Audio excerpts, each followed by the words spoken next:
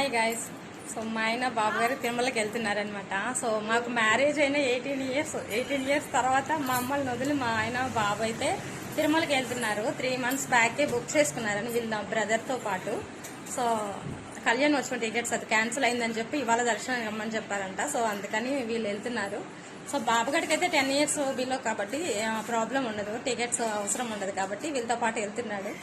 So ఎప్పుడు వెళ్ళినా మేము తిరుమలకి వెళ్ళినా ఫ్యామిలీతోనే వెళ్తాము. ఎప్పుడు మమ్మల్ని విడిచిపెట్టి తీసుకెళ్ళాడు అనమాట, అందరితో పాటే తీసుకెళ్తాడు.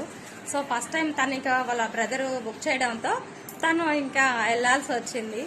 సో నాకైతే కొంచెం ఫీల్ అనిపిస్తుంది. బట్ మా ఆయన మాటల్లో తెలుసుకుందాం ఎంత ఏమంది అనేది.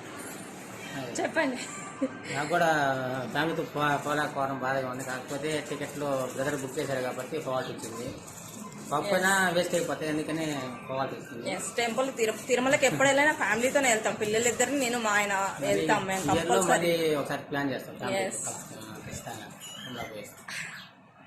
సో ఆ వెంకటేశ్వర స్వామి ఆశీస్సులు మనకి ఎప్పుడు ఉండాలి. సో మా ఆయన బాబుగాడైతే ఇలా రెడీ అయిపోయినారు తిరుమలకి వెళ్ళనీకి. సో బైక్లో వెళ్ళేసి ఈవినింగ్ దర్శనం వాళ్ళకి 6 to 7 ఏమో దర్శనం చేసుకుని నైట్ వచ్చేస్తారనమాట. బైక్ తీసుకెళ్తున్నారు వాళ్ళ బ్రదరు, ఈ ముగ్గురు వెళ్తున్నారనమాట.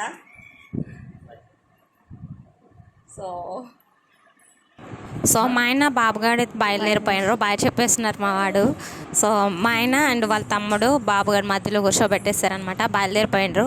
సో ఇక్కడి నుంచి ఒక 2 hours అయితే తిరుమలకి చేరిపోతారు, వాళ్ళు రీచ్ అయిపోతారు.